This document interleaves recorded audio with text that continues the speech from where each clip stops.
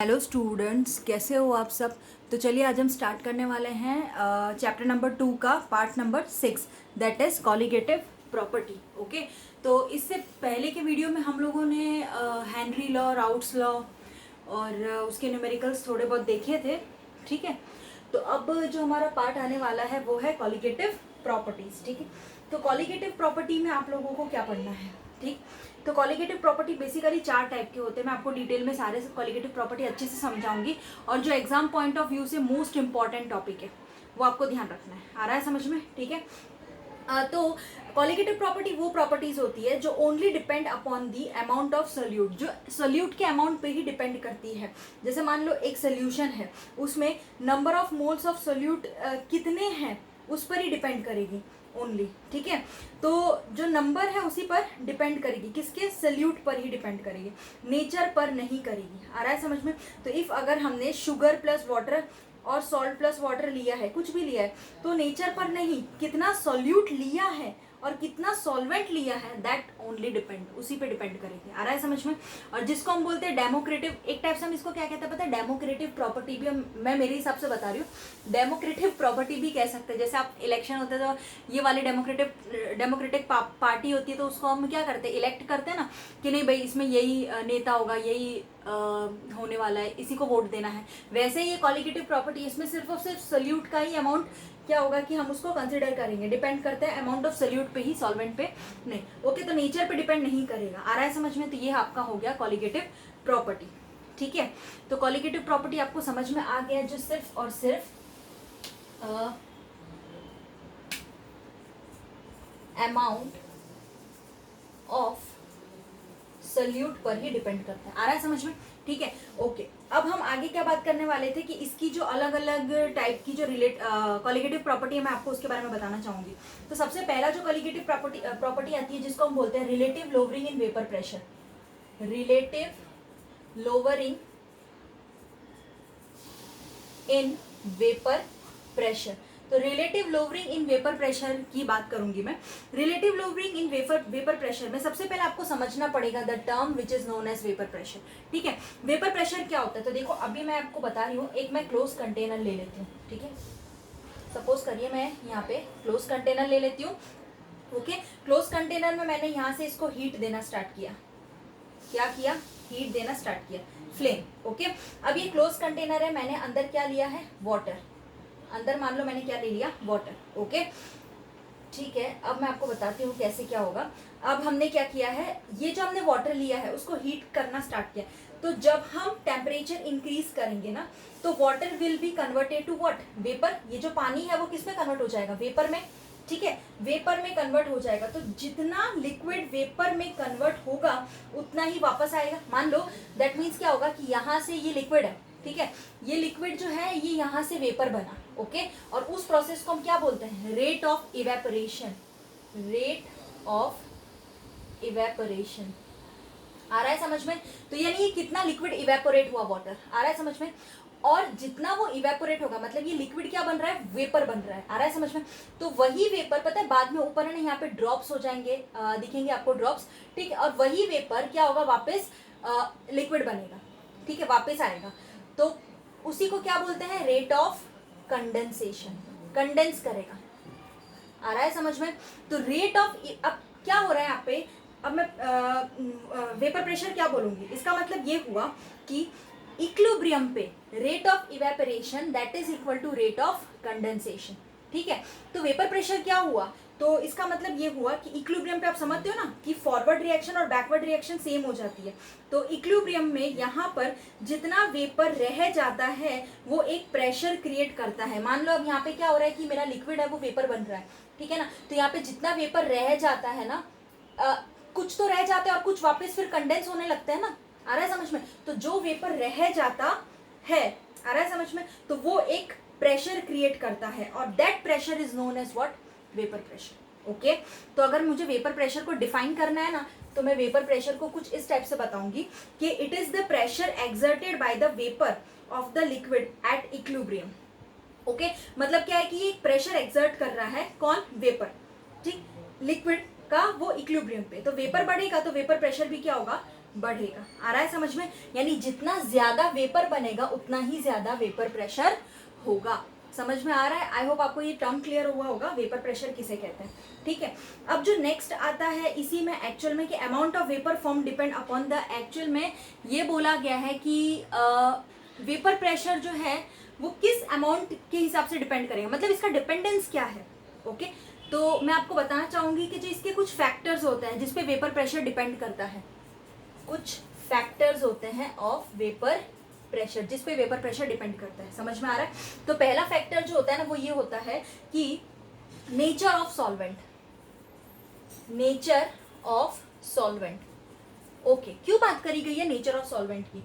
मैं जो बोल रही हूँ वो आपको नोट डाउन भी करना पड़ेगा। आ रहा है समझ में? तो ध्यान रखना, नेचर ऑफ सॉल्वेंट जो है मतलब कि सॉल्वेंट में फोर्सेस ऑफ अट्रैक्शन ज्यादा है। आप समझ रहे हो? मैं आपको कोई भी सॉल्वेंट ले लेती हूँ, मान लो मैं ए और बी लेती हूँ, ठीक है ना? ठीक, ए है, बी है, सॉल्यूट सॉल्वेंट, तो मतलब मैं कह सकती हूँ यहाँ पे जो मेरा ये सॉल्वेंट है उसमें फोर्सेस ऑफ अट्रैक्शन ज्यादा है, तब वेपर कम बनेगा। आ रहा है समझ में? यानी अगर फोर्स ऑफ अट्रैक्शन मान लो सॉल्वेंट का ज्यादा होता है तो वेपर कम बनता है, दैट मीन्स वेपर प्रेशर भी कम बनेगा। ओके, ये समझ में आ गया? अब जैसे मान लो अगर मैं एक एग्जांपल आपको दूं, वाटर एंड अल्कोहल लेते हैं, तो वाटर में फोर्सेस ऑफ अट्रैक्शन ज्यादा होते हैं तो वो क्या करेगा, कम वेपर बनाएगा, तो वेपर प्रेशर भी कम हो जाएगा। अल्कोहल में फोर्सेस ऑफ अट्रैक्शन कम होता है तो वो वेपर ज्यादा बनाएगा। आ रहा है समझ में?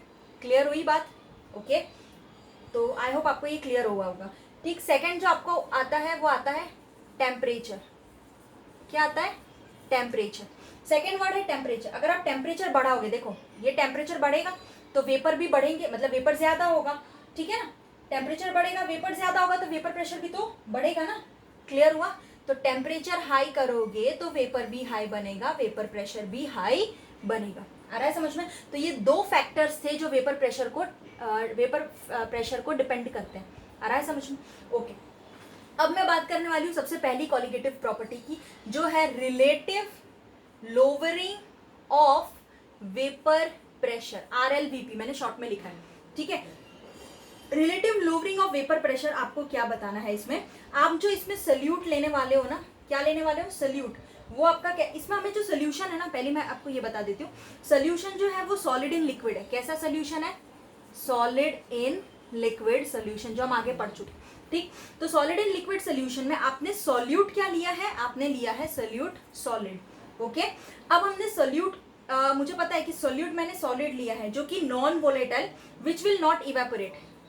नॉन वोलेटाइल है, ये वर्ड ध्यान रखना।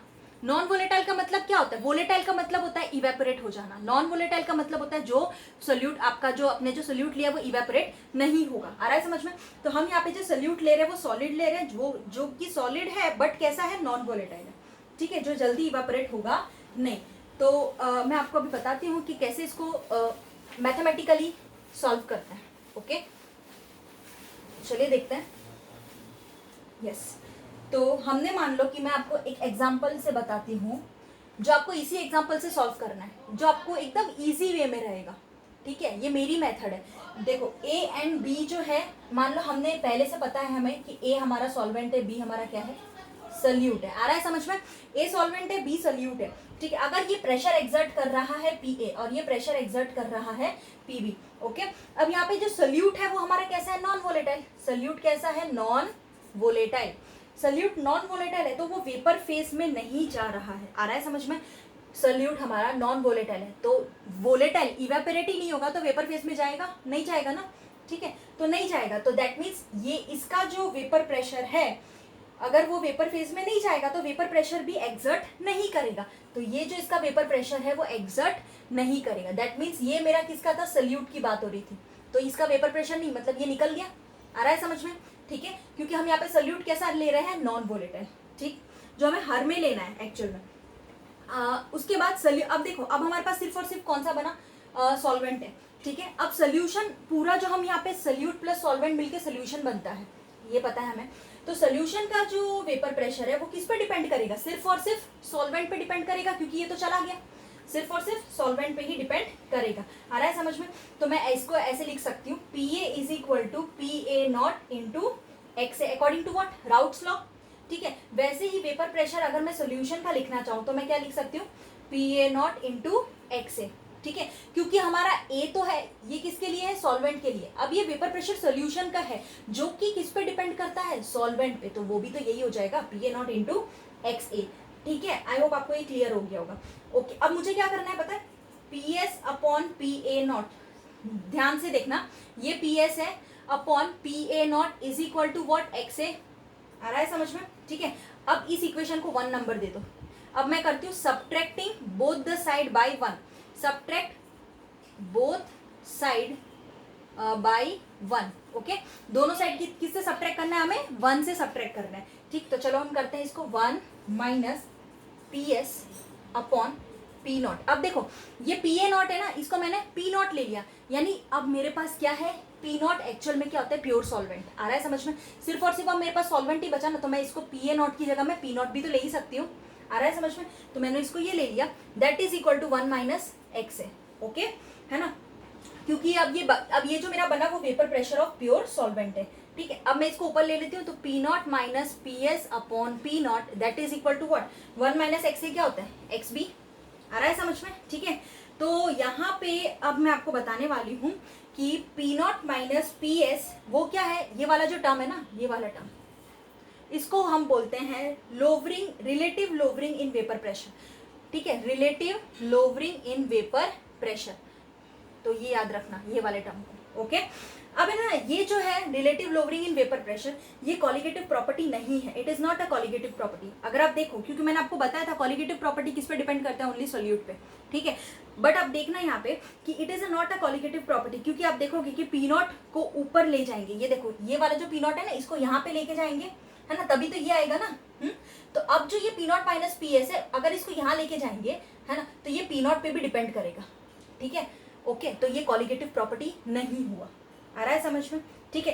अब अगर मैं बात करूं P0 minus PS upon P0, इसको हम बोलते हैं, ये पूरा जो टर्म है ना, इसको हम बोलते हैं relative lowering in vapour pressure. Sorry, एक मिनट ध्यान रखना आप लोग, इसको हम बोलते हैं लोवरिंग इन वेपर प्रेशर। इसको क्या बोलते हैं, लोवरिंग इन वेपर प्रेशर, सिर्फ ये वाले टर्म को।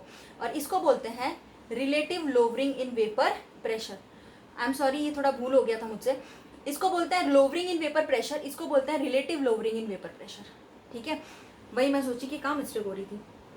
अब आपको देखना है कि it is a colligative property, क्या ये कॉलिगेटिव प्रॉपर्टी है, ओके। तो अब आपको देखना है कि यस, ये कैसा है, कॉलिगेटिव प्रॉपर्टी। क्यों, अब आप देखोगे ये पूरा टर्म है, तो ये किस पे डिपेंड कर रहा है, डायरेक्ट XB पे डिपेंड कर रहा है। तो यानी कि ये डायरेक्टली किस पे डिपेंड कर रहा है, number of sorry mole fraction या वही सॉल्यूट पे ही डिपेंड कर रहा है। आ रहा है समझ में, ठीक है। तो ये हमारा relative lowering in vapour pressure हुआ, तो ये हमारा कॉलिगेटिव प्रॉपर्टी हुआ, और ये हमारा कॉलिगेटिव प्रॉपर्टी नहीं हुआ। आ रहा है समझ में, ठीक है। अब देखो आगे मैं इसकी बात करती हूँ ना, तो इट हेल्प, ये हमें क्या बताता है, मोलर मास कैलकुलेट करने के लिए। It help us to calculate the molar masses of the solute, solute का मोलर मास कैलकुलेट करने में हेल्प करता है। तो चलिए देखते हैं कैसे हेल्प करेगा ये हमें कैलकुलेशन करने में। तो देखो सबसे पहले सोल्यूट का मोलर मास निकालने के लिए अभी मैंने आपको बताया P0 minus PS upon P0 is equal to what, XB, ठीक है, ये हमने देखा ना अभी। अब यहाँ पे XB जो है वो मेरा क्या होगा, मोल फ्रैक्शन है, NB upon Na plus NB, total number of moles given mole और टोटल नंबर ऑफ मोल्स, ये मोल फ्रैक्शन होता है ना। तो इफ सोल्यूशन इज टेकन, अगर हम सोल्यूशन को अगर मैं डाइल्यूट ले रही हूँ, डाइल्यूट सोल्यूशन, तो अमाउंट ऑफ सोल्यूट अगर मैं डाइल्यूट ले रही हूँ तो सोल्यूट का अमाउंट कैसा होगा, लेस होगा ना, तो हम डिनोमिनेटर को इग्नोर कर सकते हैं। आ रहा है समझ में मैं क्या बोल रही हूँ, अगर मैं यहाँ पे सोल्यूशन डाइल्यूट लेती हूँ, ठीक है, तो क्या होगा कि मैं अमाउंट जो सोल्यूट का होगा वो तो कम ही होगा as compare to what, solvent, ठीक है। तो यहाँ पे मैं डिनोमिनेटर में किसको इग्नोर कर सकती हूँ, सोल्यूट को, ठीक है ना। आ रहा है समझ में, तो ये हो जाएगा सिर्फ और सिर्फ NB डिवाइड बाई Na, ठीक है, इसको क्या कर दिया, इग्नोर। आ रहा है समझ में, ठीक है। तो अब देखो XB हमारे पास क्या आया, NB अपॉन Na, आ रहा है। तो अब यहाँ पे देखो P0 minus PS upon P0 is equal to NB upon Na, ये वाली वैल्यू यहाँ पे पुटअप कर दो, ओके। तो NB अपॉन Na हो जाएगा। आ रहा है समझ में, ठीक है। अब NB upon Na that means what, given weight upon molar mass, ये मोल्स है ना, given weight upon molar mass, तो ये देखो given weight upon molar mass into, इसका भी वही होगा given weight upon molar mass, but denominator का डिनोमिनेटर न्यूमरेटर में चला जाएगा, तो ma डिवाइड बाय WA, ठीक है। तो आई होप आपको ये पूरे अच्छे से क्लियर हो गया होगा। तो P naught minus P S divide by P naught is equal to WB into MA divide by MB into WA। आप ऐसे भी लिख सकते हो W2 into M2 upon M2 into W1, ठीक है ना, ऐसे स्टेप में। A मतलब 1, B मतलब 2, ऐसे भी आप 1 2 करके भी लिख सकते हो, ठीक है। तो ये फॉर्मूला आपको ध्यान रखना है, जिससे कि हम यहाँ पे मोलर मास निकाल सकते हैं सल्यूट का। डन, आ रहा है समझ में अच्छे से? ओके। तो चलिए इसके बेसिस पे एक न्यूमेरिकल है, वो हम यहाँ पे कैलकुलेट कर लेते हैं। तो देखो न्यूमेरिकल में एग्जाम्पल नंबर 2.6, एग्जाम्पल नंबर 2.6, तो उसमें क्या बोला है कि the vapour pressure of the pure benzene at a certain temperature is 0.850 बार। यानी कि वेपर प्रेशर है आपका प्योर बेंजीन का, ठीक है। प्योर बेंजीन बोला है, मतलब आपका क्या है P1 नॉट 0.850 बार, ठीक है। तो ये बोला है, प्योर बोले ना तो नॉट आ ही जाता है, ठीक।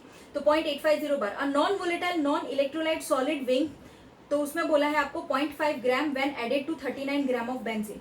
तो आपके पास यहाँ पे वेट भी देके रखा है। 39 ग्राम ऑफ बेंजीन आपका क्या है, सॉल्वेंट है। 0.5 ग्राम आपका क्या है, सोल्यूट है। और मोलर मास आपको 78 देके रखा है, vapour pressure of the solution. तो देन इज 0.845 बार। तो वेपर प्रेशर यानी पी भी आपको कितना देके रखा है, पी आपको देके रखा है यहाँ पे 0.845 बार, ओके। ये भी आपको दिया है। M1 यानी आपको सॉल्वेंट है ना बेटा, तो सॉल्वेंट में आपको मोलर मास किसका कितना देके रखा है, 78 बेंजीन का, वो भी दिया है। और उसके बाद आपके पास W2, वो कितना देके रखा है, W2 आपको देके रखा है 0.5। और W1 आपको कितना देके रखा है, W1 आपको देके रखा है 39 ग्राम। आ रहा है समझ में? मतलब आपका ये मोलर मास देके रखा है, ये आपका सल्यूट का वेट देके रखा है, ये आपका सॉल्वेंट का वेट देके रखा है, ठीक है। आ रहा है समझ में? अब बस मुझे इसमें क्या करना है, फॉर्मूला में पुटअप करना है। और what is the molar mass of the solid substance, ये पूछा है, ठीक। तो क्या करूंगी, P1 naught minus P1 divide by P naught, वही वाला फॉर्मूला लग गया अपना। That is equal to W2 into M1 upon M2 into W1। आ रहा है समझ में? W2 into M1 upon M2 into W1, यही वाला फॉर्मूला मैंने 1 2 के फॉर्म में लिख लिया, आप देख सकते हो यहाँ पे। तो देखो P1 नॉट मेरा क्या है, ये रहा 0.850 माइनस P1 क्या है मेरा, तो 0.845। आ रहा है, इसको माइनस कर दिया और डिवाइड बाय P नॉट, तो 0.850, ठीक, इज इक्वल टू W2 क्या है मेरा 0.5, M1 क्या है 78, M2 मुझे नहीं पता, और W1 क्या है मेरा 39। M2 आप कैलकुलेट कर लेना यहाँ से क्रॉस मल्टीप्लीकेशन करके, तो आंसर आ जाएगा 170 ग्राम पर मोल, ठीक है, 170 ग्राम पर मोल। आ रहा है समझ में? तो ये आपका हो जाएगा वेपर प्रेशर। डायरेक्ट फॉर्मूला था, बस एक न्यूमेरिकल हमने कर लिया, तो आपको समझ में आ गया होगा। तो क्वेश्चन आपको ध्यान से पढ़ना है कि pure vapour pressure pure benzene मतलब P1 नॉट हुआ कितना 0.850, फिर non volatile non electrolyte solid weighing 0.5 gram when added to 39 gram of benzene, मतलब 0.5 ग्राम दिया है, तो यानी क्या देख रखा है, और added to 39 gram of benzene, मतलब ये सोल्यूट और सॉल्वेंट, ठीक है, उसका वेट देख रखा है। फिर देखो ब्रैकेट में आपको बोला है मोलर मास 78, तो मोलर मास मतलब किसका 78, बेंजीन क्या होता है, सॉल्वेंट होता है ना, तो M1 भी दिया है, ठीक। और उसके बाद आपको बोला है कि vapour pressure of the solution, तो vapour pressure of the solution आपको पता है PS। आ रहा है समझ में? ठीक है, तो वो भी आपको देके रखा था 0.845, ओके। अब आपको बोला है मोलर मास निकालना है, तो आप निकाल सकते हो ना इजीली, M2। आ रहा है समझ में? तो आई होप आपको ये क्लियर हो गया होगा। तो चलिए अब हम नेक्स्ट क्वालिटेटिव प्रॉपर्टी के बारे में पढ़ेंगे, जो है elevation in the boiling point, ठीक है। तो सबसे पहले आपको ये बताना चाहूंगी मैं कि एलिवेशन इन बॉइलिंग पॉइंट में बॉइलिंग पॉइंट की डेफिनेशन क्या है। आई होप आप लोग को तो पता ही होगा, प्रैक्टिकल किया होगा। एलिवेशन इन, ये सेकंड क्वालिटेटिव प्रॉपर्टी है, बॉइलिंग पॉइंट, ठीक है। एलिवेशन इन बॉइलिंग पॉइंट का मतलब क्या होता है, इसमें भी हम कौन सा ले रहे हैं, नॉन वोलेटाइल सोल्यूट। जब भी हम नॉन वोलेटाइल सोल्यूट डालते हैं सोल्यूशन में, तो उसका बॉइलिंग पॉइंट इंक्रीज हो जाता है, तो उसे हम एलिवेशन इन बॉइलिंग पॉइंट कहते हैं। आ रहा है समझ में? तो अगर मुझे बॉइलिंग पॉइंट की डेफिनेशन बतानी हो ना, तो मैं कैसे बता सकती हूँ बॉइलिंग पॉइंट की डेफिनेशन, तो it is a constant temperature, ये एक ऐसा कांस्टेंट टेम्परेचर है जहां पे at which vapour pressure of a liquid become equal to the atmospheric pressure, जहां पे वेपर प्रेशर लिक्विड का एटमॉस्फेरिक प्रेशर से इक्वल हो जाता है। तो उसी को बॉइलिंग पॉइंट कहते हैं। मैं दोबारा रिपीट कर रही हूँ, आप फिर से सुनना। It is a constant temperature at विच, एक ऐसा कांस्टेंट टेम्परेचर है जहां पे वेपर प्रेशर जो लिक्विड का होता है वो किसके बराबर हो जाता है, एटमॉस्फेरिक प्रेशर के बराबर होता है। उसी पॉइंट को हम क्या बोलते हैं, बॉइलिंग पॉइंट, मतलब उसी टेम्परेचर को हम क्या बोलते हैं, बॉइलिंग पॉइंट। आ रहा है समझ में, ठीक है ना। तो सबसे पहले देखो मैं आपको जब ये बताऊंगी इसमें, तो सबसे पहले हम इसको ग्राफ देखेंगे। सबसे पहले इसका ग्राफ देखेंगे, वेपर प्रेशर वर्सेस, ये है आपका वेपर प्रेशर और ये आपका टेम्परेचर। ओके, ये ग्राफ देख रहे हैं, ये हमने 1 atm बना दिया, ये हमने बना दिया 1 atm, ठीक है, मतलब एटमॉस्फेरिक प्रेशर के बराबर। अब देख रहे हो, थोड़ा देखना यहाँ पे सॉल्वेंट। ओके, दैट मीन्स क्या है यहाँ पे कि आप जैसे जैसे वेपर प्रेशर इंक्रीज करते, 1 atm के बराबर होना चाहिए ना, इस वजह से मैंने लाइन खींच दी। ओके, अब देखो जैसे जैसे वेपर प्रेशर बढ़ाएंगे तो क्या होगा, टेम्परेचर भी बढ़ेगा, ठीक। तो सॉल्वेंट भी वैसे वैसे ही बढ़ता जा रहा है, ठीक है। और ये होता है आपका सोल्यूशन। ओके, चलो, तो अब मैं आपको बताने वाली थी इसमें कि जैसे जैसे जो सॉल्वेंट है वो क्या हो रहा है कि बढ़ता जा रहा है। तो देखो सॉल्वेंट बढ़ रहा है टेम्परेचर के साथ साथ, ठीक। तो जब वो इस पॉइंट पे आएगा तभी तो इसका बॉइलिंग पॉइंट हम चेक कर पाएंगे ना, क्योंकि लिक्विड का जो वेपर प्रेशर है उसी के बराबर तो 1 atm होता है ना। तो यहाँ पे उसका बॉइल करना स्टार्ट कर देगा, तो यहाँ पे उसकी बॉइलिंग पॉइंट मेजर करेंगे, ठीक है। तो इस पॉइंट को हम क्या कहते हैं, इस पॉइंट को हम बोलते हैं TB0। क्यों TB0, क्योंकि ये बेटा प्योर सॉल्वेंट ही है, इसमें हमने सोल्यूट नहीं ऐड किया। और जैसे ही मैं इसके अंदर नॉन वोलेटाइल सोल्यूट ऐड करती हूँ, मतलब ये सोल्यूशन बन गया। जैसे ही आप नॉन वोलेटाइल सोल्यूट ऐड करना चालू करते हो तो सोल्यूशन बन जाता है। आ रहा है समझ में, ठीक है ना। ओके, तो जब भी सोल्यूशन बनता है ना तो उसका ग्राफ कुछ स्टेप्स होता है। ओके, तो देखो अब यहाँ पे क्या हो रहा है कि 1 atm को ये भी तो टच, नॉन, यहाँ पे मैंने क्या ऐड कर दिया, नॉन वोलेटाइल, क्या ऐड किया, सोल्यूट, ठीक है। नॉन वोलेटाइल सोल्यूट ऐड किया, कर दिया, तो ये सोल्यूशन बन गया, ठीक। तो सोल्यूशन बनने पे कुछ इस टाइप से ग्राफ आया। ओके, तो यही ये वाला जो पॉइंट है ना, यहीं पे तो क्या होगा, बॉइलिंग पॉइंट आएगा, ठीक। तो ये वाला जो पॉइंट है इसको हम बोलते हैं TB, that is boiling point of what, solution. अब इसमें सोल्यूट भी ऐड हो गया। TB0 मतलब ओनली प्योर सॉल्वेंट, नॉट लग जाए मतलब प्योर सॉल्वेंट, समझ लो, ठीक है। पूरे चैप्टर के अंदर इतना समझ में आ गया। ये ग्राफ वही है, सोल्यूशन में भी वही है, जैसे जैसे वेपर प्रेशर बढ़ेगा तो टेम्परेचर भी बढ़ेगा, टेम्परेचर के साथ साथ वेपर प्रेशर बढ़ रहा है, ठीक।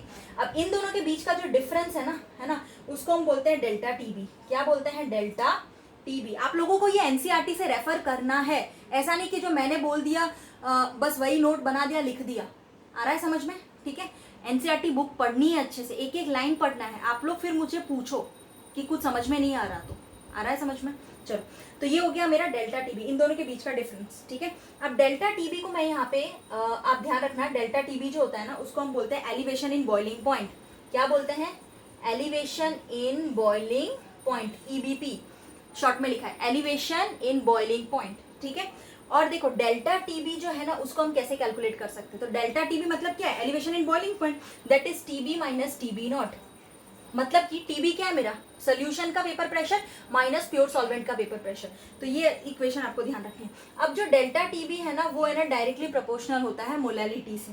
ओके, तब अगर मैं डेल्टा TB मोलैलिटी से प्रोपोर्शनल होता है तो कांस्टेंट हटाने के लिए KB लगाते हैं, KB लगाते हैं ये कांस्टेंट हटाने के लिए। तो KB क्या है, KB were known as molal elevation constant, molal elevation constant. आ रहा है समझ में, ठीक है। तो यहाँ पे KB जो है ना वो मेन फैक्टर है, मोलर एलिवेशन कांस्टेंट, और it is also known as ebullioscopic constant,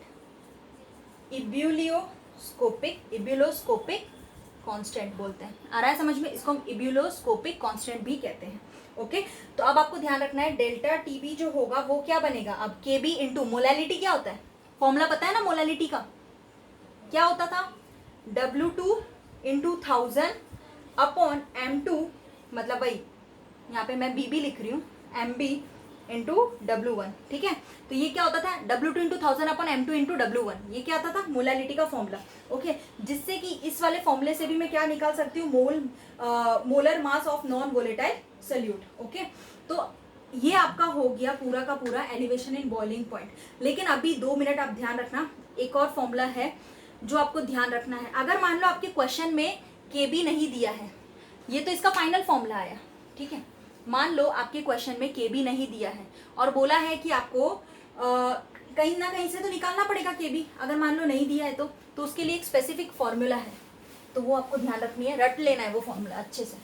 यहाँ पे जितने मैं फॉर्मुलेस करा रही हूँ और जो भी कुछ करा रही हूँ ना, वो अच्छे से हो जाना चाहिए, ठीक है। तो देखो Kb जो होगा ना, अगर मान लो आपको Kb नहीं दिया है, ठीक है, तो आपको ध्यान रखना है इस फॉर्मूले से Kb कैलकुलेट करना है। Kb is equal to R TB naught whole square, TB का नॉट होल स्क्वायर, ठीक है, डेल्टा H वेपराइजेशन इनटू 1000, ये ओके। यहाँ पे डेल्टा H वेपराइजेशन का मतलब क्या हुआ, इसका मतलब हुआ लिक्विड से वेपर में, ओके। आर मतलब गैस कांस्टेंट हुआ, TB नॉट मतलब बॉइलिंग पॉइंट ऑफ द, ये किसका है, प्योर सॉल्वेंट का, ठीक है, okay. Only depend upon the number of the moles of solute. अब देखो कि आप ये जो है ना, आर कांस्टेंट है हमारा, गैस कांस्टेंट है, ठीक है, ये हमारा सॉल्वेंट हो गया B, delta H vaporization into 1000। तो अब ये पूरा का पूरा जो है, हमने आगे भी देखा था कि ये कैसा है, कॉलिगेटिव प्रॉपर्टी है, क्योंकि ये सिर्फ और सिर्फ सोल्यूट पे डिपेंड करेगा। आई होप आपको ये क्लियर हो गया होगा। सेम टू सेम इसके बाद वाला जो थर्ड आता है वो है depression in freezing point, depression in depression in freezing point, okay. जो मैंने अभी तुम्हें बॉइलिंग पॉइंट पढ़ाया ना, वही है डिप्रेशन इन फ्रीजिंग पॉइंट, ठीक। ये इक्वेशन के बाद यहाँ पे आप लोग लिख लेना कि R gas constant, TB pure solvent, delta H vaporization, heat vaporization और इनटू 1000, ठीक है, ओके। तो अब मैं बताने वाली हूँ आप लोगों को colligative property third, depression in freezing point. अच्छा, ये डिप्रेशन इन फ्रीजिंग पॉइंट का मतलब क्या होता है, अभी जो हमने बॉइलिंग पॉइंट पढ़ा ना, वो सेम टू सेम वैसा ही है, खाली इसमें आपको वहाँ पे अपने ने Kb पढ़ा ना, मोलर एलिवेशन कांस्टेंट, यहाँ पे Kf आ जाएगा, इतना फर्क है, थोड़ा सा ग्राफ में फर्क है, बाकी कोई फर्क है नहीं। वहाँ पे बॉइलिंग पॉइंट पढ़ा, यहाँ पे फ्रीजिंग पॉइंट पढ़ेंगे, आ रहा है समझ में, ठीक है। तो चलिए देखते हैं हम लोग। पहले मैं बताना चाहूंगी कि फ्रीजिंग पॉइंट किसे कहते हैं, आप लोगों ने पहले पढ़ा ही होगा, फ्रीजिंग पॉइंट तो सबको पता ही है कि क्या होता है। कि फ्रीजिंग पॉइंट का मतलब it is that temperature at विच, ऐसा टेम्परेचर है जहाँ पे सॉलिड और लिक्विड स्टेट को एग्जिस्ट कर जाते हैं, सॉलिड एंड लिक्विड स्टेट को एग्जिस्ट, आ रहा है समझ में। It is that temperature at which solid and liquid state को एग्जिस्ट। मतलब मान लो कि आपने वाटर है, वाटर का कितना होता है 0 डिग्री सेल्सियस, है ना, तो 0 डिग्री सेल्सियस पर आइस एंड वाटर दोनों को एग्जिस्ट करते हैं ना, तो वो क्या होगा, इसका बेस्ट एग्जांपल हो गया फ्रीजिंग पॉइंट में, आ रहा है समझ में, ओके। तो अब मैं आपको बताने वाली हूँ इसका ग्राफ, ये वेपर प्रेशर है और ये इसका टेम्परेचर है, ठीक है, ओके। तो देखो अब मैं जैसे जैसे बता रही वैसे वैसे आप लोग ध्यान देना। पहला जो ग्राफ होगा कुछ इस टाइप से रहेगा, ठीक, ओके। ये आपका जो है सॉलिड, मैंने आपको क्या बोला था, जहाँ पे सॉलिड और लिक्विड को एग्जिस्ट करता है, अब मैं आपको प्रूफ करके भी बताऊंगी। अभी ग्राफ ध्यान से सुनना, सॉलिड सॉल्वेंट, एग्जाम में कॉलिगेटिव प्रॉपर्टी आता है, सो प्लीज हाथ जोड़ के बोल रहे हो आप लोग, प्लीज पढ़िएगा, इसमें से क्वेश्चन कंफर्म है, ठीक है, समझ में आ रहा है। एक तो कॉलिगेटिव प्रॉपर्टी आएगा ही आएगा, लिख लो, ठीक। तो चलो, सॉलिड जो है हमारे पास ये रहा, सॉल्वेंट हमारे पास ये रहा, ठीक, ये सॉलिड का पोर्शन है, ये सॉल्वेंट का पोर्शन है, ओके। अब देखो यहाँ पे मैं आपको क्या बताने वाली हूँ कि यहाँ पे ये जो सॉलिड है ना, ये वाला पॉइंट, ओके, ये वाला पॉइंट जो सॉलिड है उसमें आपको देखने को मिलेगा कि इधर मैंने आपको जो यहाँ पे ये लाइन बताई है, वहां पे TF नॉट, क्या बोला है, TF नॉट, मतलब यहाँ पे क्या है, प्योर सॉलिड है, ओके, TF नॉट। अब है ना, मैं आपको जो दूसरा ग्राफ बताने वाली हूँ उसमें मैं आपको बताऊंगी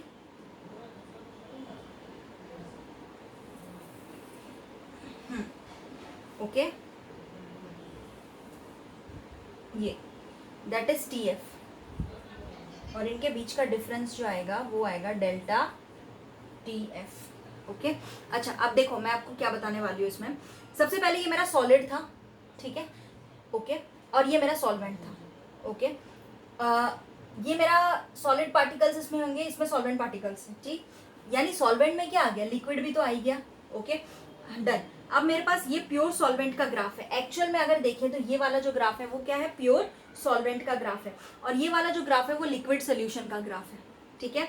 तो क्यों ऐसा, और सॉलिड यहाँ तक आप देखोगे, अब मैं आपको बताती हूँ, ये वाला जो पॉइंट है उसमें सॉलिड और लिक्विड दोनों क्या हो रहे हैं, को एग्जिस्ट कर रहे हैं। देखो आप यहाँ पे यहाँ तक जो पोर्शन है ना, वो पोर्शन है आपका सिर्फ और सिर्फ solid of a solution, solid of a solution, ठीक है, वरना ये पूरा ग्राफ क्या था, लिक्विड था, पहले लिक्विड ऑफ द सोल्यूशन था ये पूरा ग्राफ, ठीक, क्योंकि ये पूरा ग्राफ क्या बन रहा है, सॉलिड और सॉल्वेंट दोनों मिला के बन रहा है, तो लिक्विड ऑफ अ सोल्यूशन, ठीक है।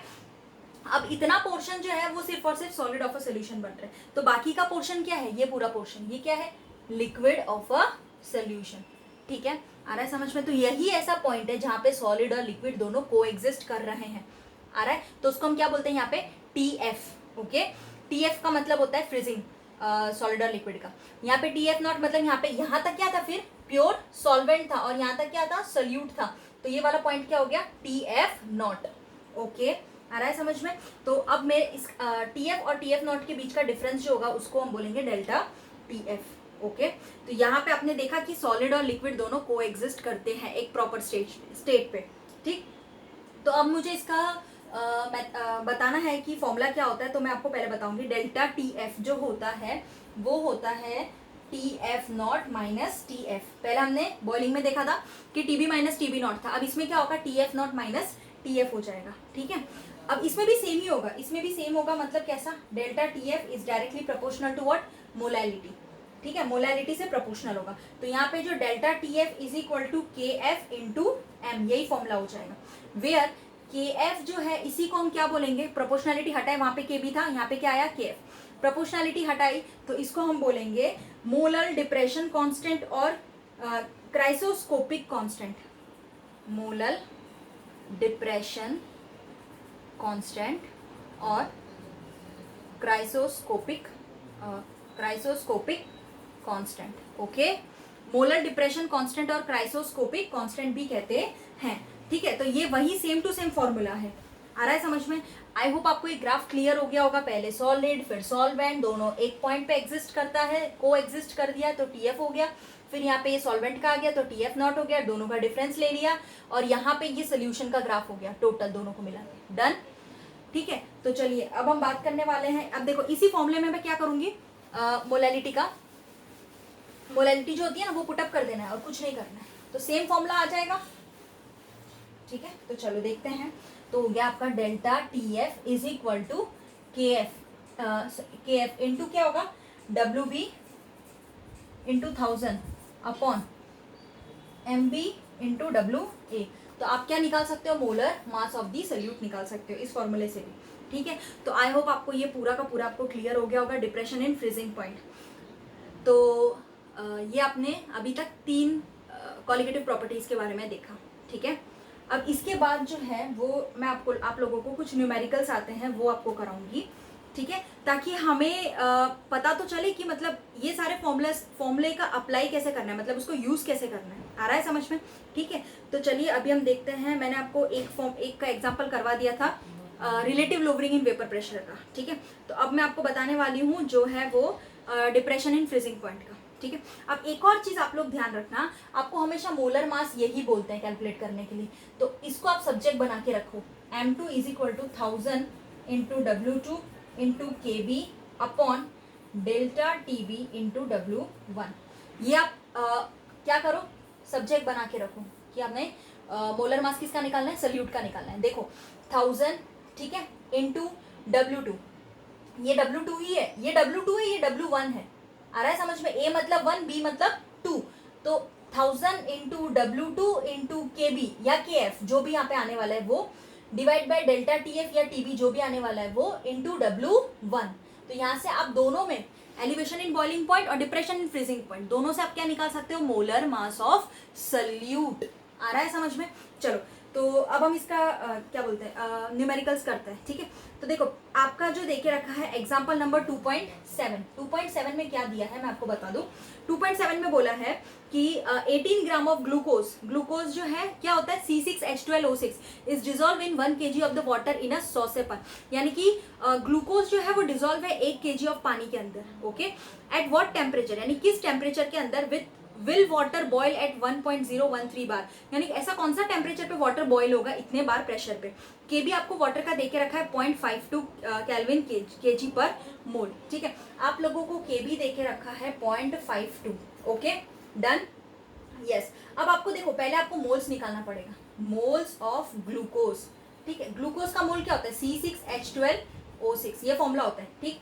तो मोल्स कैसे निकालेंगे, गिवन वेट आपको ग्लूकोज का दे के रखा है बेटा 18 दे के रखा है, बोला है ना 18 gram of glucose is dissolve in 1 kg, तो 18 ग्राम वो दे के रखा है। और आप ग्लूकोज का वो निकालोगे ना C6H12O6 तो आ जाएगा 180। कैसे निकालना है, 6 carbon plus 12 hydrogen plus 6 oxygen add करते जाओगे तो क्या होगा 180। मोलर मास तो आता है ना मॉलिक्यूलर मास निकालना, तो 180 हो गया, तो यहाँ पे आपको 180 पुटअप कर देना है, ठीक है। इसको आप सॉल्व करोगे ना तो आंसर आएगा 0.1 मोल, ठीक, ये 0.1 आ जाएगा। अब number of kilogram of solvent, अब देखो इसको क्या बोला है आपने कि बोला है ना कि ग्लूकोज जो है वो प्रेजेंट है, डिसॉल्व है 1 kg ऑफ वाटर में, ठीक है। तो यहाँ पे आपको क्या लेना पड़ेगा कि यहाँ पे नंबर ऑफ किलोग्राम जो सॉल्वेंट है वो आपका क्या है 1 kg में डिसॉल्व है, ओके 1 kg में। तो यानी आपको जब मोलैलिटी निकालनी है स्मॉल m, है ना, तो ग्लूकोज का मोलैलिटी किसका निकालना है, ग्लूकोज का, ओके। तो क्या होगा कि हम क्या कर सकते हैं कि मोलैलिटी में क्या होता है number of the moles of solute, तो ये 0.1 है, divide by mass of the solvent in kg, तो ऑलरेडी आपको kg में दे के रखा है, तो ये होगा 0.1। आ रहा है समझ में, ठीक है। मोल पर kg, यूनिट भी लगाना है मोल पर kg, ठीक है, ओके। अब देखो फॉर वाटर आपके पास डेल्टा टीबी डायरेक्ट फॉर्मूला लगा दो, delta TB is equal to KB into M. आ रहा है समझ में, ठीक। तो हमारे पास यहाँ पे देखोगे तो केबी हमारे पास ऑलरेडी देके रखा है 0.52, एम अभी निकाला 0.1, इसको मल्टीप्लाई करोगे ना तो आंसर आ जाएगा आप लोगों का 0.052 केल्विन, ओके, ये आंसर आएगा।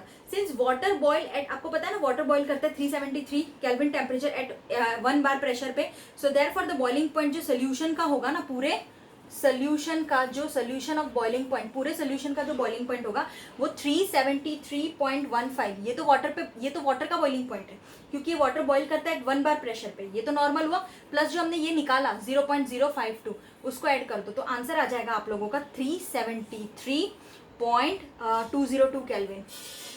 आ रहा है समझ में, तो ये आपका आंसर आएगा, ठीक है। तो ये था आपका एग्जाम्पल नंबर 2.7। अब जो हम बात करने वाला है एग्जाम्पल नंबर 2.8 की, तो चलिए देखते हैं।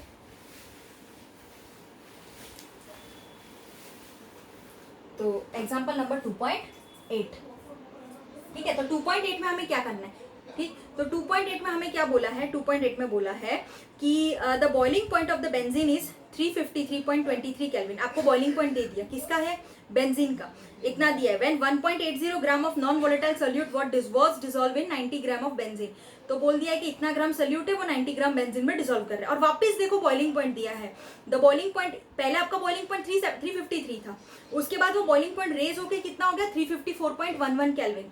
दैट मीन्स आपको डेल्टा टीबी निकालना है। आ रहा है समझ में, चेंज इन बॉइलिंग पॉइंट।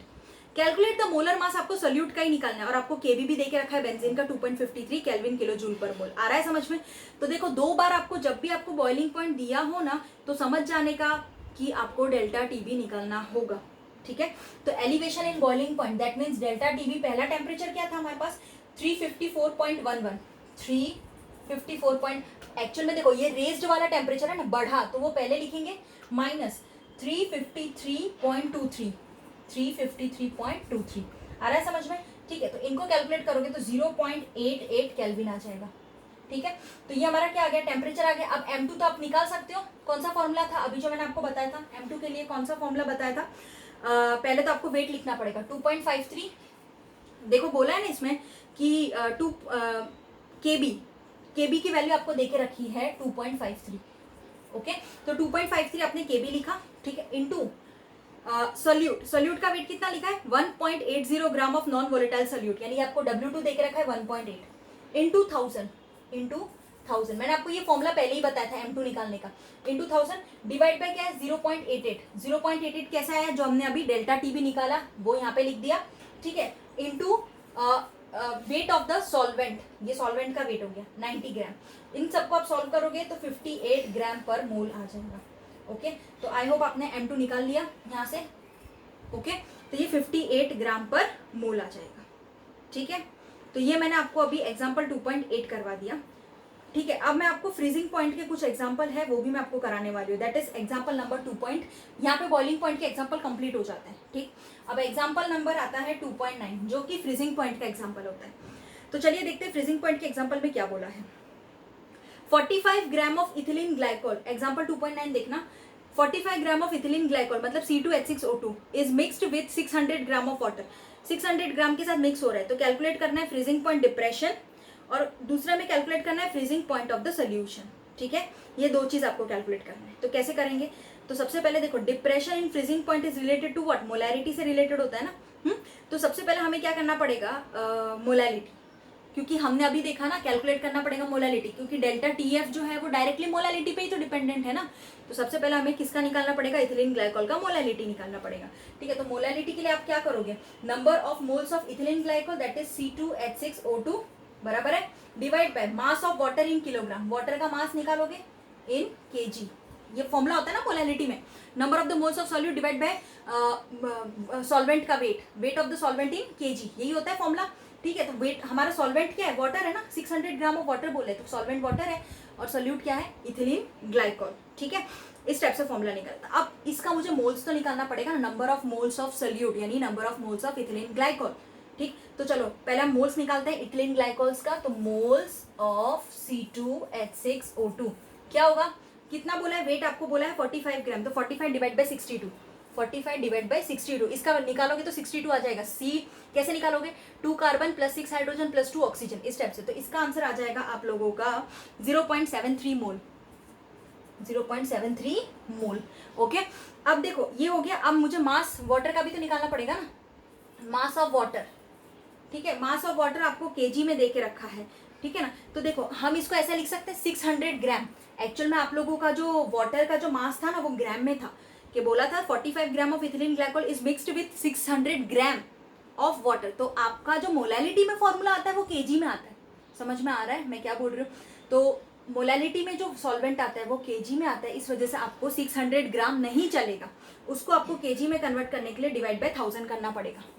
ठीक है, तो इसका आंसर जो आएगा वो आपका हो जाएगा 0.6 kg। अब ये kg में आ गया, अब ये 0 से 0, ये 0 से तो 0.6 आ गया।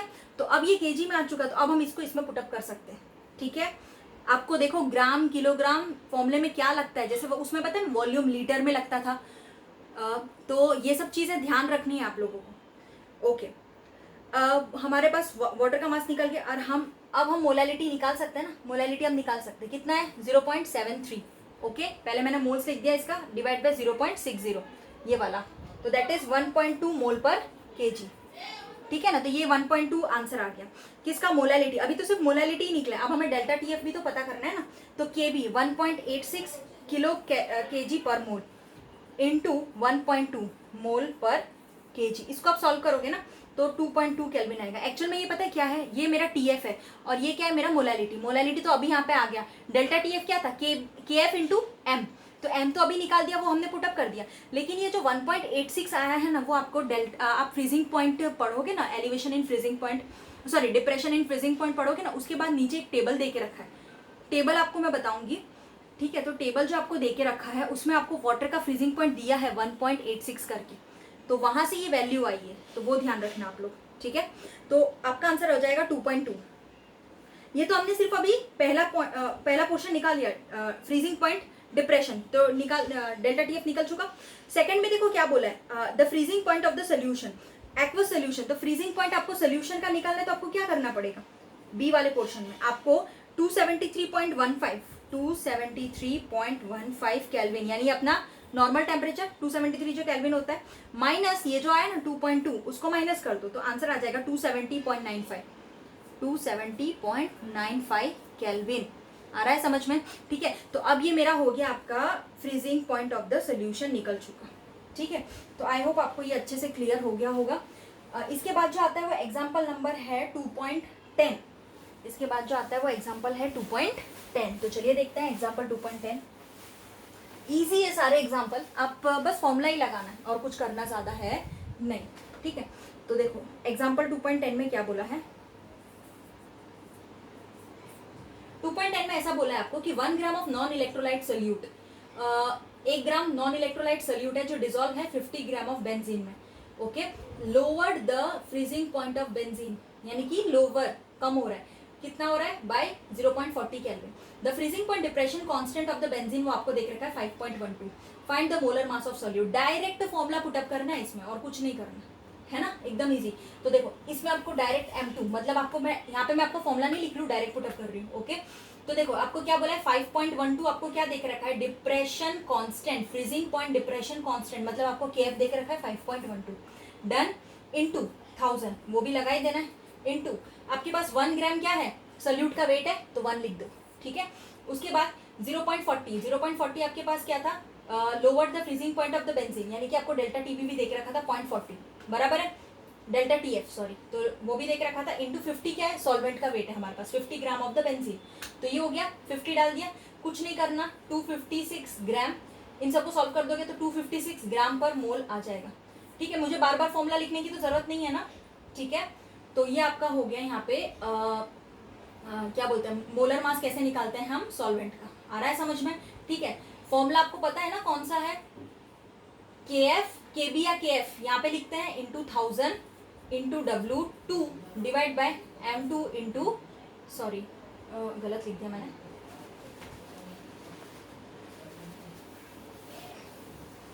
देखो फॉर्मूला जो होता था ना M2 का वो क्या था 1000 into W2 into KB divide by delta TF या TB, ओके, इंटू W1, ये फॉर्मूला था। तो देखो आप लोग 1000 तो ये रहा, W2 वेट भी आपको देख रखा है 1, सॉल्यूट का केबी भी आपको देख रखा था 5.12, ठीक है। 0.40 आपको डेल्टा TF दिया था, ये और ये तो चेंज होता ही रहता है, डेल्टा TB या TF या KB और KF, ठीक है। और सॉल्वेंट का आपको वेट भी देके रखा था 50 ग्राम्स, ठीक है ना, आ रहा है समझ में। तो ये आपका हो गया एग्जाम्पल नंबर 2.10, ठीक है। अब आपको मुझे नहीं लगता कोई प्रॉब्लम होगी इस पूरे एग्जाम्पल में, ठीक है। तो चलिए अब हम आगे देखने वाले हैं ऑस्मोसिस, ओके। आप लोगों ने ऑस्मोसिस तो पढ़ा होगा शायद बायोलॉजी में, किशमिश का एग्जाम्पल आप वेल नोन आपको पता होगा, किशमिश आप लोग रात को रखते हो तो सुबह कैसा हो जाता है, फूल जाता है ना एकदम से, होता है ना, पढ़ा है ना किशमिश। तो क्या होता है कि आप देखोगे कि किशमिश जो होता है ऑस्मोसिस में, पूरा जो ऑस्मोसिस का प्रोसेस है, ऑस्मोसिस ये चौथा आता है कॉलिगेटिव प्रॉपर्टी, ठीक है। तो ऑस्मोसिस में आपने देखा होगा कि अब क्या होता है कि किशमिश है ना, या फिर आप चने भिगो दो, है ना, या छोले भिगो दो, तो यानी क्या होता है कि वाटर जो सीड में जाएगा तो स्वेलिंग हो जाएगी। वैसे ही किशमिश में भी वही होता है, बेस्ट एग्जांपल तो वही, रात को फुला दो तो सुबह क्या होता है कि उसका मतलब साइज थोड़ी बड़ी हो जाती है, यानी उसका कॉन्सेंट्रेशन क्या हो गया, बड़ा हो जाता है ना। तो वाटर जब भी किसी सीड में जाएगा ना तो स्वेलिंग होगी, यानी आप देखोगे कि बायोलॉजिकल सेल्स में भी आप मेम्ब्रेन होती है, बायोलॉजिकल सेल्स के बारे में पढ़ा है ना, तो उसमें भी क्या होती है, मेम्ब्रेन होती है। तो सिलेक्टिवली परमिएबल मेम्ब्रेन और सॉल्वेंट जो होता है वो flowing from higher to lower concentration through the SPM, यानी ऑस्मोसिस का जो प्रोसेस होता है उसमें क्या होता है कि सॉल्वेंट जो है वो क्या होता है हायर टू लोअर कॉन्सेंट्रेशन में फ्लो करता है थ्रू एसपीएम। एसपीएम मतलब सिलेक्टिवली परमिएबल मेम्ब्रेन जिसे हम बोलते हैं, सिलेक्टिवली परमिएबल मेम्ब्रेन भी बोलते हैं, आ रहा है समझ में ना, ठीक है। तो ये होता है आपका सेमी परमिएबल मेम्ब्रेन भी बोलते हैं, आ रहा है। तो सेमी परमिएबल मेम्ब्रेन और सिलेक्टिवली परमिएबल मेम्ब्रेन, सिलेक्टिवली क्यों बोला है, क्योंकि वो सॉल्वेंट पार्टिकल्स को ही पास होने देता है, सॉल्यूट को पास होने देता है नहीं। डन, आ रहा है समझ में, ठीक है। तो ऑस्मोसिस जो है उसमें मैं आपको पहले बता देती हूँ कि ऑस्मोसिस क्या होता है। तो ऑस्मोसिस की डेफिनेशन होगी कि it is the flow of liquid और solvent from its higher concentration to lower concentration through SPM, ठीक है। तो फ्लो ऑफ लिक्विड और सॉल्वेंट का फ्लो होता है हायर टू लोअर कॉन्सेंट्रेशन की ओर through the semi permeable membrane. Selectively permeable क्यों बोला है वो पता चल गया ना, क्योंकि वो क्या करता है कि सॉल्वेंट को ही पास होने देता है, सॉल्यूट को पास होने देता नहीं है, इस वजह से सिलेक्टिव है, ओके। और मैंने आपको अभी बताया कि it is the flow of liquid और सॉल्वेंट, किसी भी सॉल्वेंट को फ्लो करने देता है from higher to lower concentration through SPM, semi permeable membrane और सिलेक्टिवली परमिएबल मेम्ब्रेन। डिफ्यूजन भी सेम टाइप का होता है, डिफ्यूजन आ रहा है समझ में, डिफ्यूजन जो होता है ना वो भी सेम ही है, लेकिन डिफ्यूजन में क्या होता है कि एसपीएम हम नहीं इन्वॉल्व करते उसमें, एसपीएम नहीं होता, मतलब ये कोई मेम्ब्रेन नहीं होती है, बाकी पूरा सेम ही होता है, वो भी lower to higher higher to lower concentration की ओर ही मूव करते हैं, बट उसमें एसपीएम नहीं होता, मतलब यहाँ लिख दो कि नो एसपीएम, एसपीएम नहीं होता, खाली समझ में आया, कोई मेम्ब्रेन नहीं होती, बाकी सब कुछ कैसा होता है, सेम होता है, ओके डन। अब देखो मैं इसका पूरा प्रोसेस आपको समझाना चाहूंगी कैसे होता है, तो चलिए देखते हैं ऑस्मोसिस प्रोसेस। तो सबसे पहले ऑस्मोसिस में आपको क्या करना है, देखो मैंने यहाँ पे 2 बीकर ले लिया है छोटा छोटा, ठीक है, ये बना दो SPM, ठीक। यहाँ पे मैंने लिखा है प्योर वाटर लिया है, यहाँ पे सॉल्टी वाटर लिया है, सॉल्ट सोल्यूशन ले लेते हैं, कुछ भी ले लो, ठीक। और यहाँ पे भी इस टाइप से, ओके, इस टाइप से मैंने लगा दिया, डन, ओके। अब इसके बाद देखो आपको क्या करना है, यहाँ पे SPM भी है मेरे पास, दोनों चीज़ें, ठीक। अब देखो वाटर जो है ना ये फ्लो करेगा टू द सॉल्ट सोल्यूशन, मतलब इस टाइप से जाएगा थ्रू SPM के थ्रू, ये SPM है तो higher concentration to lower concentration ऐसे जाएगा ना, आ रहा है समझ में। तो देखो वाटर फ्लो तो करेगा सॉल्ट सोल्यूशन में, तो वाटर जो होता है वो वाटर अब यहाँ पे क्या होगा, वाटर राइज कर जाएगा। अब आप देख रहे हो ना ये वाटर क्या है, पानी हायर कॉन्सेंट्रेशन में है क्योंकि प्योर है, ये सॉल्टी वाटर है, तो ये सारे वाटर जो है वो कहाँ जाएगा, सॉल्ट सोल्यूशन की ओर जाएगा थ्रू SPM। तो यहाँ पे वाटर का कॉन्सेंट्रेशन बढ़ जाएगा ना एक टाइम, आ रहा है, तो वाटर का कॉन्सेंट्रेशन राइज हो जाएगा, ठीक है। तो वाटर राइज करेगा तो प्रेशर डेवलप हो जाएगा। अब वाटर राइज हो जाएगा ना तो एक प्रेशर यहाँ पे डेवलप हो जाता है, तो due to the movement of water क्या है, मूव कर रहा है, आ रहा है समझ में, जिसको हम प्रेशर जो डेवलप होता है ना, जिसको हम बोलते हैं हाइड्रोस्टैटिक प्रेशर, क्या बोलते हैं, हाइड्रोस्टैटिक प्रेशर, ओके। ये वर्ड आपको ध्यान रखना है, हाइड्रोस्टैटिक प्रेशर, ठीक है। तो देखो इक्विलिब्रियम, अगर मान लो इक्विलिब्रियम हुआ, तो now solvent try to come back, यानी इक्विलिब्रियम पोजीशन पे जब ये दोनों सेम हो जाएंगे, ठीक, यानी कहने का मतलब क्या हुआ, यहाँ पे वाटर राइज हो जाएगा तो हाइड्रोस्टैटिक एक प्रेशर क्रिएट हो जाता है, ओके, जिसको हम हाइड्रोस्टैटिक प्रेशर बोलते हैं। और इक्विलिब्रियम पे तो क्या होगा कि वापस इक्विलिब्रियम पोजीशन पे अब ये सॉल्वेंट ज्यादा देर तो यहाँ पे रहेगा नहीं, वो वापस कम बैक करने की कोशिश करेगा, वापस आने की कोशिश करेगा ना, समझ रहे हो मेरी बात। तो क्या होगा कि इक्विलिब्रियम हुआ तो now solvent try to come back, because यहाँ पे क्या होगा कि प्रेशर बढ़ रहा है क्योंकि वाटर आ चुका है यहाँ पे पहले से, यहाँ से ऐसे, तो वाटर आ चुका है तो प्रेशर बढ़ गया, ठीक है। तो देखो हम क्या करेंगे, यहाँ पे एक वेट लगा देंगे, वेट, ठीक है, वेट लगा देंगे तो वो W1, ओके, यानी पिस्टन हम कह सकते हैं। तो वेट लगा देंगे तो वेट प्रेशर को कंपेंसेट करने की कोशिश करेगा, समझ में आ रहा है। अब यहाँ से मैं क्या करूंगी, वेट, यहाँ पे वेट डालूंगी, मतलब यहाँ से ऐसे पिस्टन बोलते हैं ना, प्रेशर अपने ऐसे करते हैं, तो वो वेट यानी यहाँ से मैं इसको वेट ऐसे करूंगी, तो क्या होगा कि यहाँ से इसको वेट पड़ेगा ना, है ना, तो यहाँ पे जो वाटर का लेवल जो बढ़ गया है वो अब क्या करेगा, इस साइड आने लगेगा, आ रहा है समझ में, ऐसे आने लगेगा, ठीक है। तो यहाँ पे क्या होगा कि ये प्रेशर को कंपेंसेट करने की कोशिश करेगा, यहाँ पे जो प्रेशर बढ़ गया है पानी आने की वजह से वो अब कम होने की कोशिश करेगा, ठीक है, कंपेंसेट मतलब कम करने की कोशिश करेगा, और ऑस्मोसिस को स्टॉप कर देगा। ऑस्मोसिस जो प्रोसेस कंटिन्यूअसली हो रही है उसको क्या कर देगा, स्टॉप, पूरी तरह से स्टॉप करेगा। उसी को हम क्या बोलते हैं, ऑस्मोटिक प्रेशर।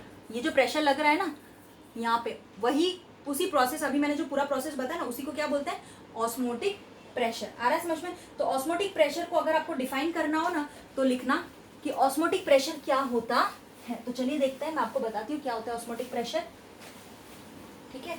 तो देखो ऑस्मोटिक प्रेशर वो होता है, it is the pressure which must be applied on the solution side to prevent the passage of solvent into it through SPM।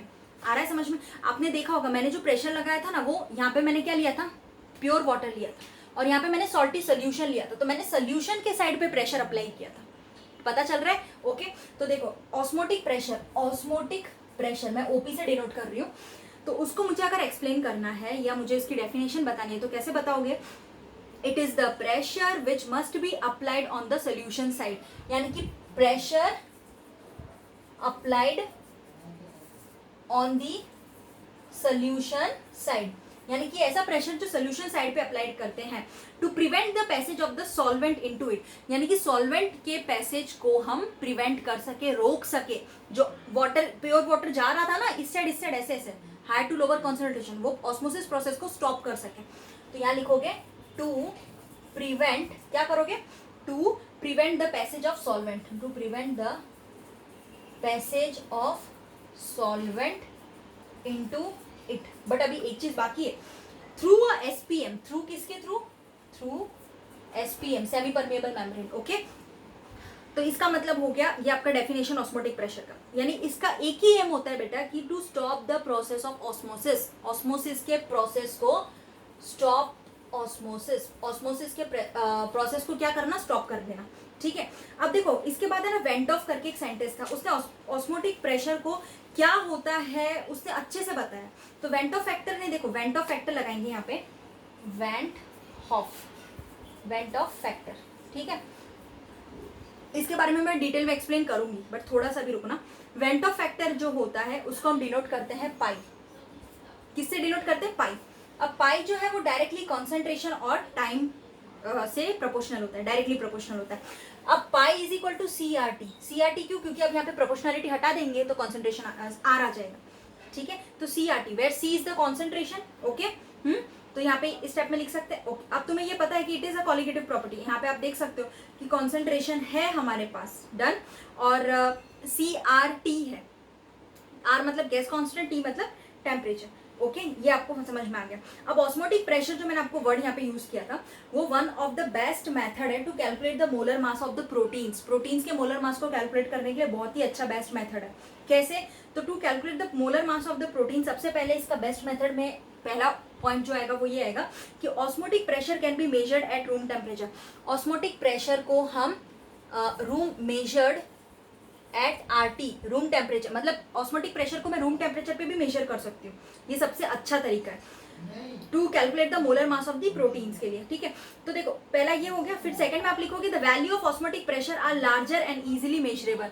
जो ऑस्मोटिक प्रेशर की जो वैल्यू होती है ना, वो कैसी होती है? लार्ज होती है, और इजीली उसको हम क्या कर सकते हैं? मेजर कर सकते हैं, ओके।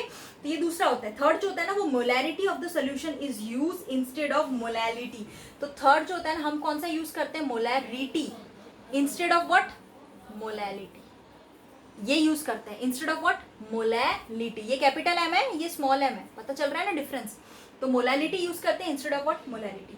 तो हम क्या कर सकते हैं कि ये बेस्ट मेथड बता सकते हैं to calculate the molar mass of protein, okay. अब आपको है ना सोल्यूशन को क्लासिफाइड किया गया है 3 पार्ट में। तो चलिए देखते हैं, मैं आपको अभी बताती हूँ कि सोल्यूशंस को 3 पार्ट में कैसे क्लासिफाइड किया गया है। सबसे पहला सोल्यूशन है आइसोटोनिक, दूसरा है हाइपरटोनिक, तीसरा है हाइपोटोनिक सोल्यूशन। 1 मार्क में पक्का आता है, आ रहा है समझ में? तो सबसे पहला जो सोल्यूशन है ना, वो है isotonic solution. Isotonic solution, okay. तो ये आइसोटोनिक सोल्यूशन होता क्या है? तो मैं आपको सबसे पहले बता दूं, आइसोटोनिक सोल्यूशन जो होता है वो ये ऐसे सोल्यूशन होता है, मतलब दो solution which have the same value of osmotic pressure, जिसका जो वैल्यू जो होती है ना वो सेम होती है ऑस्मोटिक प्रेशर की। ऑस्मोटिक प्रेशर की वैल्यू कैसी होती है? सेम होती है। मान लो मैंने 2 कंपोनेंट की बात करी गई है, A एंड B। मैं दोबारा रिपीट कर रही हूँ, सुनना ध्यान से। दो solution which have the same value of osmotic pressure, जिनका ऑस्मोटिक प्रेशर सेम होता है। मान लो कि एक कंपोनेंट A है और B है, तो उन दोनों का ऑस्मोटिक प्रेशर सेम हुआ, pi A is equal to pi B, ठीक। अब यहाँ पे देखो CART, pi is equal to क्या था? CRT। तो CART लिख सकते हैं ऐसे, और इसको क्या लिख सकते हैं? CBRT लिख सकते हैं, ओके। अब मुझे है ना पाई A divide by pi B calculate करना है, तो CA अपॉन CB हो जाएगा, क्योंकि RT यहाँ से कैंसिल आउट हो गया। आ रहा है समझ में? ठीक है। तो इस स्टेप से मैं क्या कर सकती हूँ? आइसोटोनिक, डायरेक्टली कंसंट्रेशन पे, डन, ओके। अब इसके बाद जो सेकंड आता है ना, इसकी जो डेफिनेशन है वो आपको बुक में से पढ़नी है, अच्छे से पढ़नी है, समझ में आया? ओके चलो, तो सेकंड जो hypotonic solution, hypotonic solution, done. Hypotonic solution का मतलब ये होता है जिसमें कि ऑस्मोटिक प्रेशर A का जो होता है वो B से कम होता है। पता चल रहा है? A का जो ऑस्मोटिक प्रेशर होता है, मतलब आप कोई भी कंपोनेंट ले लो A, तो उसका जो प्रेशर ऑस्मोटिक प्रेशर होता है वो B से कम होता है, लेस देन। थर्ड जो आता है वो हाइपरटोनिक सोल्यूशन, हाइपरटोनिक सोल्यूशन, ठीक है। इसमें क्या होता है कि A का जो ऑस्मोटिक प्रेशर होता है वो A का जो ऑस्मोटिक प्रेशर होता है वो B से बड़ा होता है, यानी पाई A किसके ग्रेटर देन होगा? पाई B। आ रहा है समझ में?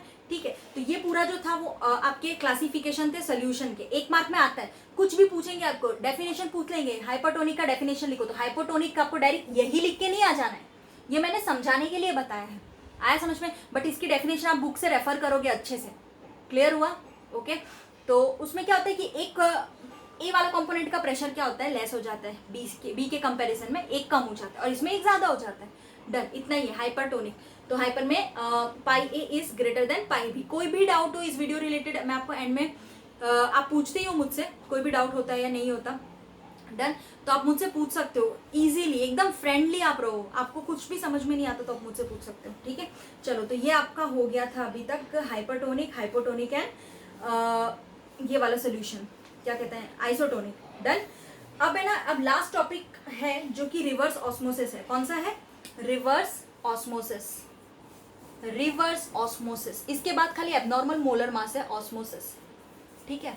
तो अब जो टॉपिक आता है वो रिवर्स ऑस्मोसिस है। अब रिवर्स ऑस्मोसिस कहाँ पे आपने देखा होगा? आरओ सिस्टम, घर पे आरओ लगाते हैं ना प्यूरिफिकेशन के लिए, वाटर प्यूरिफिकेशन के लिए, ठीक है, तो उसमें हम रिवर्स ऑस्मोसिस का यूज करते हैं। रिवर्स ऑस्मोसिस में क्या होता है कि solvent flow from low to high concentration through the SPM. इसमें जो है ना low to high concentration through SPM आ रहा है समझ में। यानी कि आप समझ लेना कि रिवर्स ऑस्मोसिस में क्या होता है कि उल्टा हो जाता है, आ रहा है समझ में, कि लो टू हाई कंसंट्रेशन की ओर मूव करता है एसपीएम के थ्रू। समझ में आ गया। तो मैं आपको अभी बताती हूँ कि पूरा प्रोसेस कैसे होता है रिवर्स ऑस्मोसिस का। बहुत ही सिंपल है, 1 मार्क में आपको आता है या 2 मार्क में आता है, शॉर्ट क्वेश्चन में भी आता है। ओके, तो आपको ध्यान रखना है। चलो तो देखते हैं रिवर्स ऑस्मोसिस का पूरा डायग्राम। इसमें आपको एक वर्ड आता है, वर्ड आता है आपका, जो आता है वो है डेसिलिनेशन ऑफ वाटर, डिसैलिनेशन इसको हम बोलते हैं, सॉरी डिसैलिनेशन पढ़ेंगे, desalination of water. Okay, desalination of water पढ़ेंगे। तो इसका मतलब क्या हुआ, रिमूव, यानी इसका मतलब डिसैलिनेशन मतलब कुछ ना कुछ रिमूव करना। किसको रिमूव करना, तो हम डिसैलिनेशन यानी सॉल्ट को रिमूव करते हैं। क्या करते हैं, सॉल्ट को रिमूव करते हैं, वही प्रोसेस को क्या बोलते हैं, डिसैलिनेशन। ओके, चलो देखते हैं इसका क्या है पूरा। चलो ये चलेगा। ओके, चलो देखते हैं यहाँ पे। आप लोगों को देखते जाना है पिक्चर में, एनसीईआरटी में बहुत अच्छे से देके रखा है, ठीक है, तो वो आपको देखना है। ये है फ्रेश आपका वाटर है, ठीक है, ये फ्रेश वाटर है, ये आपका सॉल्टी वाटर है। कौन सा वाटर है, सॉल्टी वाटर। ओके, चलो तो देखते हैं यहाँ पे। मैं आपको बता देती हूँ पहले क्या क्या करना है। यहाँ से लिक्विड फ्रेश हुआ, water liquid fresh. Okay done. चलो तो इसको हम बोलते हैं पार्चमेंट मेम्ब्रेन, जिसको हम पिग की मेम्ब्रेन भी कहते हैं। क्या बोलते हैं, चलो देखते हैं हम यहाँ पे। डिसैलिनेशन ऑफ वाटर जो है उसमें क्या होता है, सबसे पहले आरओ सिस्टम में आप अप्लाई करते हो ना, डन, इसको पिस्टन बोलते हैं। Okay done. चलो तो ये पूरा यहाँ पे आपका सेटअप दिया हुआ है, बुक में भी देके रखा है। यहाँ पे हमने फ्रेश वाटर लिया है, यहाँ पे हमने सॉल्टी वाटर लिया है, ठीक है। मैंने आपको पहले बोला कि हम low concentration to higher concentration move करेंगे, बट यानी हम कैसे करेंगे, ऐसे मूव करेंगे, ऐसे। ओके चलो, तो हमें यहाँ पे देखो, यहाँ पे सॉल्टी वाटर में क्या होता है, सोल्यूट भी होगा सॉल्वेंट भी होगा। तो हमें क्या करना है कि सोल्यूट को, तो प्यूरिफिकेशन है, रिवर्स ऑस्मोसिस है, तो सोल्यूट को यहाँ पे पास तो होगा नहीं, वो सॉल्वेंट ही पास होगा। और सॉल्वेंट धीरे धीरे पास होके क्या होगा, फ्रेश वाटर बनके हमारे आरओ सिस्टम्स में जो आते हैं वो हम देखते हैं, ठीक है ना। ओके, अब यहाँ पे जो ये मेम्ब्रेन है ना, वो पार्चमेंट मेम्ब्रेन है, जिसको हम पिग की मेम्ब्रेन बोलते हैं। समझ में आया, पार्चमेंट मेम्ब्रेन का मतलब होता है पिग की मेम्ब्रेन, जो पिग से बना हुआ मेम्ब्रेन है, इसी पर से नाम आया पार्चमेंट मेम्ब्रेन। ओके चलो, तो यहाँ पे हमने पिस्टन अप्लाई किया, तो अब यहाँ पे जो हम प्रेशर अप्लाई करेंगे ना, वो ग्रेटर देन ऑस्मोटिक प्रेशर होगा। मतलब यहाँ पे जो हम प्रेशर अप्लाई करेंगे वो ऑस्मोटिक प्रेशर से ज्यादा होगा। समझ में आया, ठीक, तो ये आपको ध्यान रखना है। ओके, तो यही तो था आपका रिवर्स ऑस्मोसिस प्रोसेस। मतलब क्या है, कुछ नहीं किया हमने, क्या किया हमने, प्रेशर जो है वो ग्रेटर देन ऑस्मोटिक प्रेशर रखा। मतलब कि यहाँ से हम प्रेशर अप्लाई करने लगेंगे, तो क्या होगा, यहाँ पे सोल्यूट और सॉल्वेंट, यहाँ पे क्या है, सोल्यूट प्लस सॉल्वेंट, सॉल्यूशन, मतलब ये पूरा क्या बन रहा है, सोल्यूशन है, ठीक है। अब ये जो सोल्यूशन है, इसमें हमें क्या करना है, सोल्यूट पार्टिकल यहीं पे रहेंगे, सिर्फ और सिर्फ सॉल्वेंट जो होगा वही पास आउट होगा, ठीक है, क्योंकि ये मेम्ब्रेन क्या है, पार्चमेंट मेम्ब्रेन है, एसपीएम बोल सकते हैं। तो सोल्यूट को, सॉल्वेंट को ही पास करेगा ना। और आरओ सिस्टम में तो यही तो होता है, वो जो खारा पानी होता है उसको हम आरओ सिस्टम क्या करते हैं, प्यूरिफाई करते हैं, ऐसे ही प्यूरिफाई करते हैं। समझ में आया, एक मेम्ब्रेन लगी हुई होती है, उसमें से क्या करते हैं, सोल्यूट पास नहीं होने देता, सॉल्वेंट को पास होने देता है, और यहाँ पे फ्रेश वाटर बनाता है। फ्रेश वाटर से यहाँ पे ये ओपन कर दो, सॉरी, इसको ओपन कर दिया, तो फ्रेश वाटर बनने के बाद यहाँ से पानी आपका बाहर आने लग जाता है, फ्रेश वाटर बाहर आता है। तो इसी पूरे प्रोसेस को हम बोलते हैं रिवर्स ऑस्मोसिस, ठीक है ना। ओके, तो आज इस वीडियो के लिए इतना ही है। अब खाली हमारा एक टॉपिक बचता है, that is went of factor, ठीक है।